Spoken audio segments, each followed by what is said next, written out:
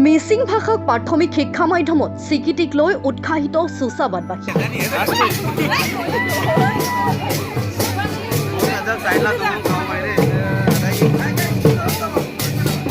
মিচিং ভাষাক শিক্ষাৰ মাধ্যম হিচাপে আজি অসম চৰকাৰে স্বীকৃতি দিছে।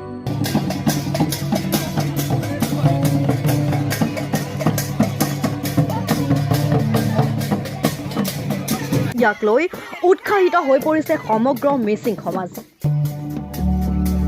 এয়া টিয়কৰ চুচাবাদ প্ৰাথমিক বিদ্যালয়ৰ পৰিৱেশ।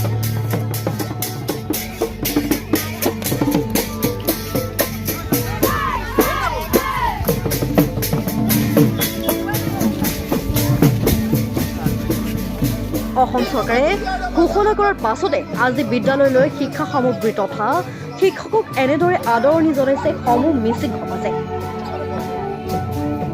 উল্লেখযোগ্য যে দীৰ্ঘদিন ধৰি মিচিং জনগোষ্ঠীৰ বিভিন্ন জাতীয় সংগঠনে মিচিং ভাষা প্ৰাথমিক শিক্ষা পৰ্যায়ত প্ৰচলনৰ বাবে চৰকাৰৰ ওচৰত দাবী জনাই আহিছিল ভাষাটোৰ উত্তৰণৰ অৰ্থে।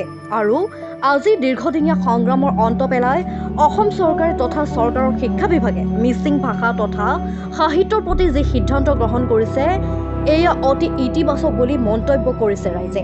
আনহাতে সমগ্ৰ ৰাজ্যত 11 জিলাত মুঠ 200খন প্ৰাথমিক বিদ্যালয়ত এই ব্যৱস্থা গ্ৰহণ কৰিছে চৰকাৰে আৰু টিয়কত 2খনকৈ বিদ্যালয়ত আজিৰ পৰা পাঠদান আৰম্ভ কৰিব বুলি জানিব পৰা গৈছে।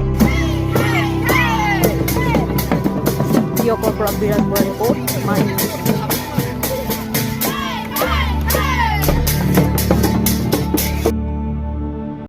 এখন LP স্কুল চুচাবাদ প্ৰাথমিক বিদ্যালয়।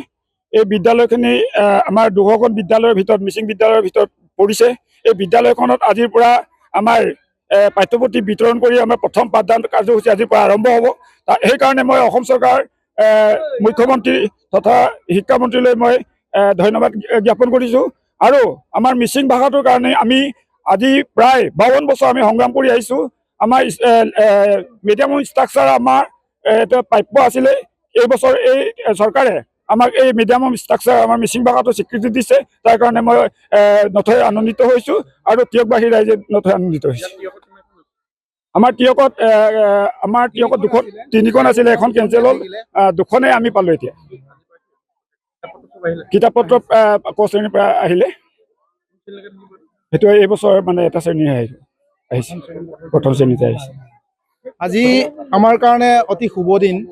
অসম চৰকাৰে আমি 40 বছৰ আন্দোলন কৰাৰ পাছত প্ৰাথমিক বিদ্যালয়ত যিটো আমাৰ মিডিয়াম অফ ইনষ্ট্ৰাকশ্যন হিচাপে মিচিং ভাষাটোক দিয়াৰ কাৰণে আমি অসম চৰকাৰৰ শিক্ষামন্ত্ৰী তথা মুখ্যমন্ত্ৰীলৈ ধন্যবাদ জ্ঞাপন কৰিছোঁ।